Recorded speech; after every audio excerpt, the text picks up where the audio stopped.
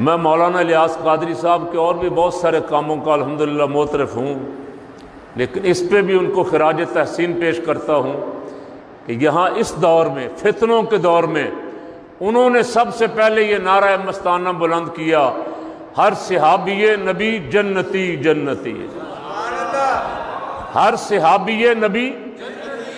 اونچی آواز سے کہیں، ہر صحابی نبی، آپ کا دل بھی یہ نعرہ لگاتا رہے نا، چلتے پھرتے اٹھتے بیٹھتے، اللہ کی قسم ان جنتیوں کے صدقے خدا ہمیں بھی جنتی کر دے گا۔ حضور کے سب صحابہ جنتی، سب، حضور نے فرمایا کلہم عدول، اور قرآن میں کہا اولئک ھم المؤمنون حقا، صحابہ کرام کے بارے میں کہا کہ یہ جتنے بھی صحابی ہیں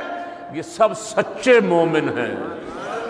اور سچے مومنوں کے لیے اللہ نے جنت کا وعدہ فرمایا ہے۔ اس لیے یہ نعرہ ہماری زبانوں پہ رہنا چاہیے، یہ بہت سارے فتنوں کا جواب ہے۔ ہر صحابی نبی،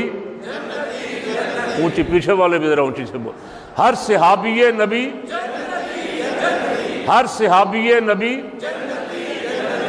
سرکار صلی اللہ علیہ وسلم کا سب سے آخری صحابی کہہ لیں، میں دوسرا لفظ بھی نہیں بولتا، کوئی کم تر کا لفظ میری زبان پہ آنے لگا تھا وہ بھی نہیں بول، اچھا ہی نہیں لگا۔ کوئی سب سے آخری صحابی جسے بہت تھوڑا موقع ملا حضور کی بارگاہ میں، جسے چند لمحات میسر آئے، جس نے نہ کوئی نماز پڑھی، نہ روزہ رکھا، نہ حج کیا، اس نے صرف کلمہ پڑھا اور سرکار کی زیارت کی، بس۔ اہل سنت و جماعت کا عقیدہ ہے، حضور غوث اعظم شہنشاہ بغداد رضی اللہ تعالی عنہ، صحابیوں کا، تابعین کا، سرکار غوث اعظم شہنشاہ بغداد کا، حضرت داتا گنج بخش علی حجویری کا،